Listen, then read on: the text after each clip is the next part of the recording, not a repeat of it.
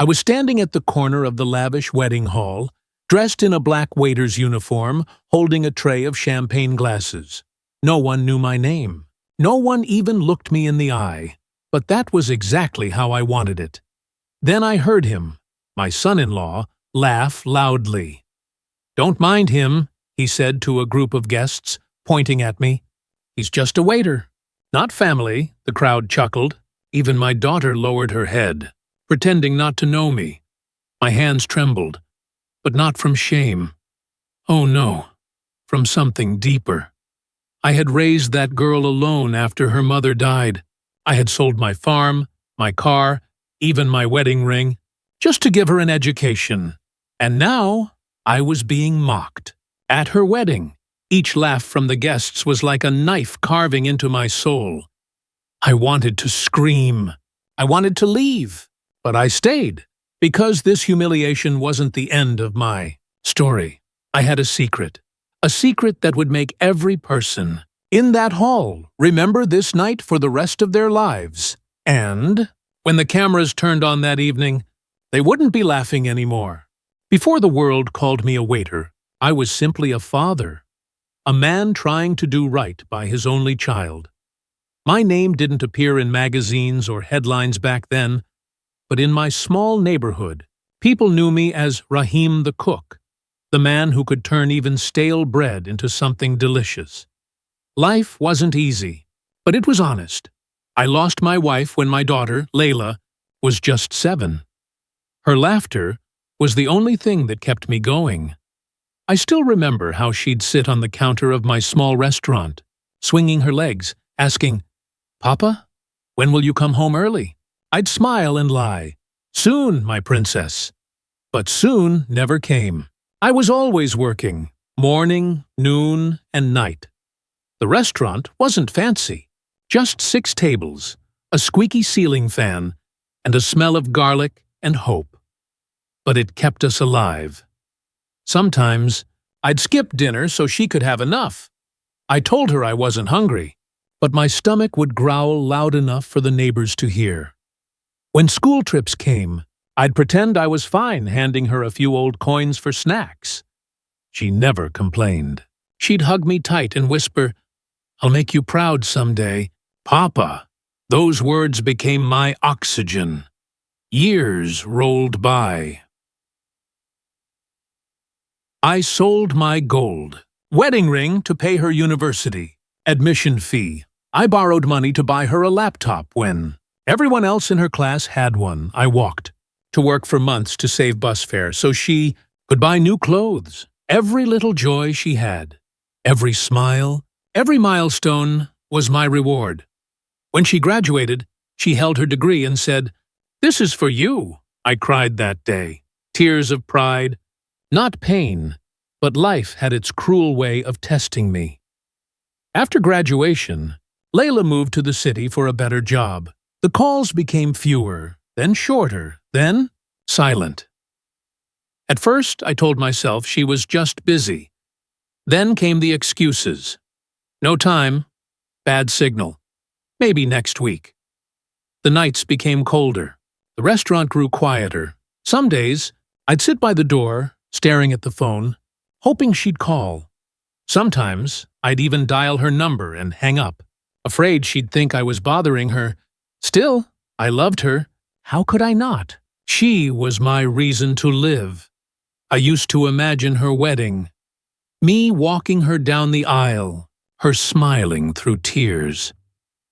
Never once did I imagine being left out of that picture. And that's what makes betrayal so painful. It doesn't come from strangers. It comes from the ones you raised, fed and loved more than yourself. I gave everything I had to my daughter. But in return, I was given something I never expected: silence, shame, and a lesson I'd never forget.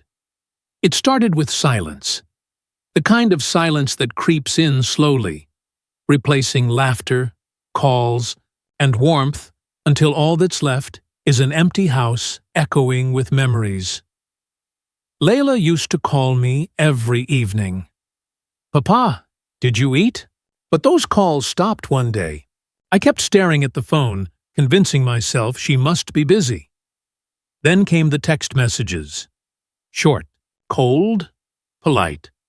Sorry, Dad. Can't talk right now. Work's been crazy lately. Every excuse was like another door closing between us. When she introduced me to Daniel, I tried to like him. He was smooth-talking, wore expensive suits, and called me sir, with a smile that didn't reach his eyes. Layla looked happy, and that was enough for me. I even helped pay for their engagement dinner. Half my savings gone without a second thought. But once the ring was on her finger, things changed. Suddenly, Daniel had opinions about everything. My clothes, my job, my small apartment. One day, he looked around my place and laughed. You still live here?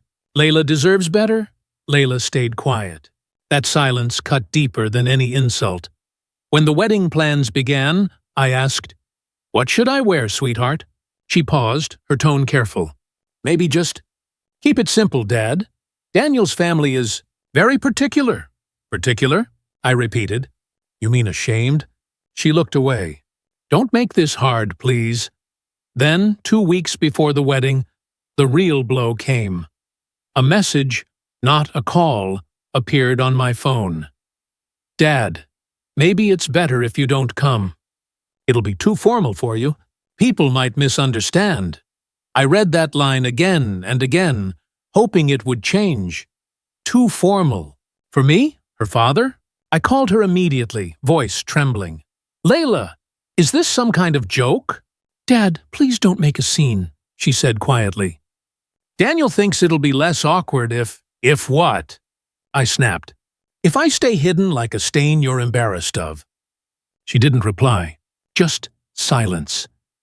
That silence was my answer. The day of the wedding, I sat alone in my apartment, staring at an old photo. Layla on my shoulders, laughing, ice cream smeared on her face. My heart ached. How did we end up here? Then, by some strange twist of fate, I got a call from the catering company I sometimes worked for. Rahim, we're short a man. Can you fill in tonight? Big wedding gig, good pay. I almost refused, but something in me stirred. Curiosity, maybe fate. When I saw the event details, Layla and Daniel's wedding, my hands froze. So I went. In a black waiter's vest, bow tie, and white gloves, I walked into the same hall where I was supposed to walk my daughter down the aisle. I kept my head down, serving drinks, pretending not to exist. Then Daniel's voice cut through the music. Don't mind him, he said to the guests, pointing right at me. He's just a waiter. Not family. Laughter erupted. My chest tightened. The tray in my hands felt heavier than iron. Layla's eyes met mine for just a second, and she looked away. That moment shattered me. All the years of sacrifice, the nights I went hungry so she could eat, the dreams I had for her, all turned to ashes. Shock gave way to sadness. Sadness turned to disbelief, and disbelief to something far more dangerous. Anger. But I didn't show it. I stood there, quiet, invisible, because I knew something they didn't. This humiliation would not be the end of my story. It would be the beginning of theirs. That night, I couldn't sleep. The wedding music still thudded in my ears as if the hall had followed me home. I sat on the edge of my narrow bed and stared at the ceiling until the cracks blurred into memories. I kept replaying Daniel's laugh over and over, the way it sliced through the room like a blade. My hands still smelled faintly of lemon and champagne from the trays I carried. Every time I closed my eyes, I saw Layla in white and Daniel pointing at me like I was an exhibit. Grief arrived first, a heavy, slow thing that made my chest feel like a locked box. I thought of the little girl on my shoulders, sticky with ice cream, trusting me with all her tomorrows. I thought of the ring I sold, the laptop I bought, the nights I worked double shifts while she slept warm. What had I built my life for, if not for that smile? Then came disbelief, the small, incredulous voice. Did this really happen? I waited for a call, for a knock. I waited for Layla to rush in and say it was a mistake. But the silence only grew louder, more certain, until it filled every corner of the apartment. Anger simmered like oil on a hot pan. At first it was a low hiss, a background noise beneath the grief. I felt it in the tremor of my hands, the way my jaw clenched when the phone lit up with messages that weren't hers. It wasn't the kind of fury that burns for a moment and dies. It was a patient, accumulating heat. It fed on every memory of sacrifice, on every unpaid bill and every midnight when I fed her before myself. I remembered the times I swallowed hunger so she could have bread. I remembered the winter my coat had holes, and she insisted I keep it because she liked its smell of home. Those memories, once soft and warm, turned into flint under the pressure of shame. I felt small, yes, but not because of my life, because they had decided I was small. Sitting there, I traced the seam of the old photograph on the table, the corner where Layla's pencil scribbled, "I love you." Papa had faded. Hands that used to clap for her now shook with something else. Resolve. I thought about leaving, about fading into the background as they wished. But the thought of disappearing for their convenience tasted like surrender. It hit me then, clear and cold. Grief without action is a chain you wrap around your own wrists. I could nurse this pain until it consumed me, or I could do something that would make the pain mean something, not for revenge alone. Though, part of me burned for that, but to reclaim the dignity they had stripped away. My breathing slowed as the decision formed, steady and undeniable. I whispered the words aloud, first like a prayer, then like an order to myself. Enough is enough. They felt small at first, then enormous, like opening a door I had been afraid to touch for years. Images flickered. My old restaurant, the cracked sign, the empty tables begging for life. Not a fantasy, a plan, a quiet, patient uprising. I would not scream in the wedding hall. I would not hurl accusations that would make me a spectacle. My revenge would be measured. It would be the kind that enters through the front door. Respect reclaimed through work, proof, and truth. No theatrics, no cheap cruelty, only the slow, stubborn rebuilding of a life they had judged by its cover. I folded the photograph and placed it in my pocket, as if carrying a small talisman. In the dark, I made a promise to every empty chair at my old place, to every night I had swallowed my pride for her. I would rise, not to humiliate for pleasure, but to teach a lesson they could not ignore, that love and labor create value no one else can erase. My heart quieted into a steady drum of purpose. I lit the lone lamp on my table and began drafting the smallest of plans. Call an old friend, fix the sign, sweep the floors, polish the pans. The room smelled of tea and resolve. The shame that had weighed me down began, almost imperceptibly, to lift. I pressed my fist against my chest and felt the pulse there. Strong, demanding. With each beat I whispered it again. Firmer this time. Enough is enough. Then louder. Enough. And finally, a vow that tasted like iron and honey both. I will show them who I am. Not for their applause, but so they can never again say my name like it is less than human. I didn't decide to act on a whim. This was something I built piece by piece, like a slow-cooked stew that needed time to taste right. First, I cleaned up the past. I walked back into the cracked doorway of my old restaurant and let the smell of old wood and oil wash over me. I took inventory with trembling hands. a rusted sign, 3 broken chairs, a leaky faucet, and 1 stove that still remembered how to sing. I made a list on an old napkin. Small, doable things first. Fix the lights, oil the hinges, repaint the sign. Nothing flashy. Only what would bring the place back to life. Next, I called Amir. I didn't ask for a favor. I offered him a story. We'd fed his crew when they were nothing. Now he could help me tell the truth. He listened, laughed once, the kind of laugh that meant he had a plan too. He didn't promise me fame. He promised me a camera and a night when the right people would be watching. I began making quiet allies. The boy who used to deliver newspapers to my door now worked at the print shop. He painted my sign for a price I could afford.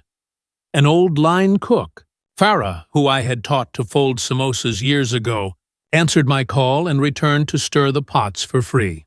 She wanted to see the place live again. Even a retired supplier, Mr. Khan, lent me some credit for fresh fish, saying, "For the Rahim, the neighborhood remembers." I paid him back in smiles and the occasional plate of food. I practiced my words alone in the kitchen at night. Not grand speeches, just honest sentences that could fit between commercial breaks. I rehearsed how I would look at the camera, steady, not bitter, because bitterness can be read like bad handwriting. I wanted respect, not sympathy. I kept the real plan in my pocket and let the small acts be the visible ones. Sweep, mend, call, meet, wait.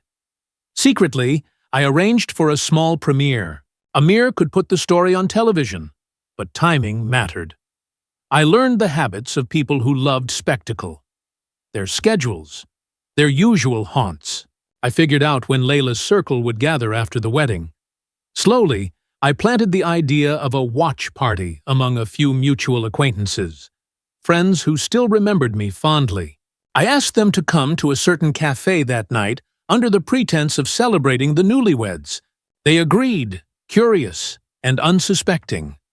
I also prepared leverage, not to blackmail, but to reveal truth.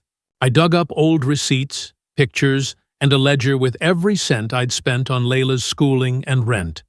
I didn't wave them like a weapon. I filed them away. They were insurance, a quiet backbone to my claim that I had not been a burden, but a builder. I trained my staff, Farah and 2 young helpers, to move like a small brigade. Service had to be flawless. Pride is best proven through skill. We polished the cutlery until it shivered. We tested recipes until the flavors remembered their names. Every plate that left my kitchen had purpose stamped into it. Satuif, part of the plan, I whispered. To no one was the timing. Amir and I exchanged a single note about dates. The night we thought would bring the most ears and the most faces into the same room. Told him 3 things. Show the work. Show the man who did it. And don't let anyone edit the truth away. He promised his word, and a single camera that would not cut until the reaction settled. I kept my outings casual around Layla and Daniel's circle. Deliveries, brief hellos, nothing that would raise suspicion. If they suspected anything, they never showed it. Their arrogance was a useful cloak. Sometimes I sat quietly at the edge of the city market and watched them. Not out of spite, but to learn their rhythm, to place my quiet ripples where they would be felt. I stayed patient. The restoration took longer than I liked. Some nights I returned home with aching hands and less money than the day before. But patience became part of the plan's muscle. Every delay taught me a lesson in careful timing. People asked me outright, "What are you up to, Rahim?" I smiled and said, "Just fixing an old place." That answer was true, but incomplete. Truth, I learned, is often best served in courses. On the day we chose, I tightened the screws on the sign and lit the first lamp in the front window as if ringing a small bell. Amir called, the segment was booked, the crew briefed, the time set. My throat closed with relief, and a little fear. Only then did I send out a few invitations. Subtle, plain text messages to those I knew would watch. A former neighbor, a chef who owed me, a cousin who liked gossip. They would fill the room with witnesses. Even now, I won't tell you every move. The finest parts of a plan live in omission. But know this, nothing I did was rash. It was meticulous patience braided with stoked courage. And when the world finally saw me, I wanted them to see the work behind the name they had reduced to a joke. They would see my hands, the plates, the sign, and then, perhaps, they would remember every sacrifice that taught me how to build again. What I'm planning is simple, and it's deep. A quiet reclamation that will leave them wondering how someone they dismissed could stand so tall. Tattoo. Night arrived like a storm I had been, steering from afar. I stood behind the kitchen, pass as the cameras rolled, feeling the heat of the stove and the weight of every quiet hour that had led me here. Amir gave me a small nod, the signal, and I walked out front in a crisp chef's coat, not the tired vest of a waiter, but the uniform of a man who had rebuilt more than a restaurant. The TV segment opened with my face, close and steady. They showed my battered sign, then the new one shining under the streetlight. The audience in the hall shifted. You could hear the air change. I told my story plainly. The late nights, the sold ring, the loans, the ledger with every receipt. I didn't beg for sympathy. I handed facts like plates, warm, undeniable. Then came the first twist. Amir cued a clip from a private video I'd kept, an old home recording of Layla at 7, laughing on my shoulders, calling me best papa. The laughter in the hall turned quiet. Faces shifted as if trying to reconcile two images of the same person. The father they'd dismissed, and the memory they'd ignored. Next, I placed the ledger on the table where the camera could see the numbers. Item by item, I read aloud the tuition payments, the laptop purchase, the months I covered rent. The receipts proved what I'd always said.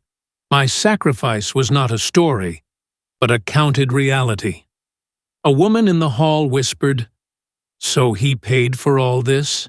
The murmur spread like a wave. Daniel tried to interrupt, stood up, reddening, ready to call it a stunt. But Amir had planned for that. On cue, the feed switched to another clip.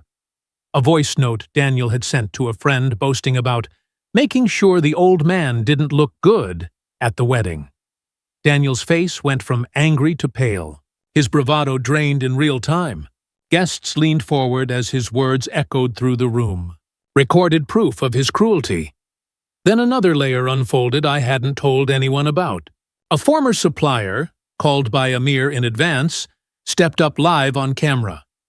He confirmed I had paid more than I was given credit for, and then dropped the final twist. Daniel had been skimming small payments from Layla's family business accounts to fund his flashy lifestyle. There was a stunned hush as murmurs of, "What?" spread. Someone in the corner muttered Daniel's company name, the same firm that had bragged about integrity at networking events. Daniel's boss, watching from his seat, felt the ground shift. I watched the man's face tighten as he scrolled through the messages Amir had sent him beforehand, the proofs of transfers, and the supplier's testimony. By the time the cameras cut back, Daniel was surrounded by people asking questions. His confident mask had cracked into panic. Within hours, his phone stopped ringing with praise and started ringing with investigators and clients who wanted explanations. Layla's reaction was its own slow-motion scene. First confusion, then horror, then tears as she watched the evidence that traced back to the very decisions she'd made. She reached out to me, voice shaking on the live feed. "Papa, I didn't know." I felt every old ache in my chest loosen just a little. She didn't have to answer for the world. She had to face her conscience. But the most satisfying moment came quietly. A respected food critic, who'd come as a neighbor and not knowing the plan, stood up on camera and praised the food, the hospitality, and the dignity poured into every plate. He announced he would write a feature that very week. And that feature would not be about scandal, but about the mastery Daniel had mocked. Customers began calling my number. Bookings filled by morning. By dawn, Daniel's business partners had called an emergency meeting. Contracts were questioned, his investors were angry, and the social feeds were merciless. No fists, no threats, only truth, witnesses, and proof. That was the punishment. Reputation stripped away, opportunities collapsing like a house of cards. Some guests offered apologies that night, awkward and sincere. Some avoided my eyes. Daniel tried to defend himself in the local papers, but the receipts, the voice note, and the supplier's testimony were already public. He had built his life on appearances. When those peeled away, nothing solid remained. Layla came to the restaurant the next day, but not to beg. She came to sit and listen, to smell the garlic and the smoke, and rediscover the man who had fed her when she was small. We didn't heal everything in one meal, but she stayed for 2 hours, and when she left, she pressed a warm hand to mine. That small touch was a different kind of victory. In the end, the punishment was not blood or ruin inflicted for cruelty's sake. It was exposure, a clean, surgical revelation of truth that left arrogance embarrassed and greed with nowhere to hide. They learned what happens when you mock a life built from sacrifice. The world can and will choose the better story, and the better story has receipts. As for me, I kept cooking. I let the food speak for what words could not entirely fix. But when people now said my name, it was with respect. A small, quiet justice that tasted, oddly, like redemption. The night of their humiliation arrived dressed like any other evening. Calm on the surface, but beneath it, a storm waited. The wedding hall gleamed under crystal chandeliers, laughter bouncing off the marble walls. Nobody noticed the TV crew setting up quietly in the corner, claiming they were filming a segment about the venue's service team. That was my stage. I stood there in my waiter's uniform, silver tray trembling just slightly in my hands. Every insult Daniel had thrown at me echoed in my chest. He's just a waiter. Keep him out of the pictures. Don't let him embarrass us. But this time, I didn't bow my head. I smiled, because the truth was coming, and I was done hiding. When the cameras switched on, the host's voice filled the hall. Tonight, we honor one of our country's most inspiring individuals, a man who rose from nothing to become a symbol of resilience and heart. The big screen flickered to life. First, pictures of my early days appeared. Me standing in front of the small roadside cafe I built with my bare hands, a sign reading, Raza's Kitchen. The guests began murmuring. Layla froze. Daniel laughed nervously, thinking it was a coincidence. Then the next clip rolled. There I was, not as a waiter, but as the host of my own cooking show, From Ashes to Aroma, broadcast nationwide. The crowd gasped. My name appeared in bold letters. Chef Raza Ahmed, National Culinary Award winner, philanthropist, and TV personality. Every head turned toward me. The same waiter they'd mocked now stood before them as the man they'd all watched on screens. The man who had quietly fed orphans, rebuilt kitchens after floods, and trained underprivileged youth. Daniel's jaw slackened. This isn't possible, he stammered, stepping backward. Oh, it's possible, I said softly. You just never cared to look past the apron. Then came the second twist, the documentary segment. Footage of my journey filled the screen. The nights I slept in my kitchen, the sacrifices, The years of saving every penny to fund scholarships, including the one that paid for Layla's college degree. People gasped again. Layla covered her mouth, eyes flooding. Daniel tried to laugh it off. Old man's making this up. He probably paid someone to air this. But then the host added, and to those watching, Chef Raza's daughter is marrying tonight. A celebration of love and legacy. The spotlight turned. It landed on me, and then on Daniel. The cameras caught everything. His embarrassment, his panic, the whispers rising around him. Then, a final surprise. I'd invited 2 investors from my foundation. They stood up, announcing a $1 million partnership with my charity. The guests applauded, the reporters took notes, and Daniel's smirk disintegrated completely. Layla burst into tears. She ran toward me, voice trembling. "Dad, why didn't you tell me?" "Because," I said quietly, "I wanted to see who'd still respect me when I had nothing." Daniel left the hall that night under a hail of whispers and disgusted stares. His arrogance had turned to ashes.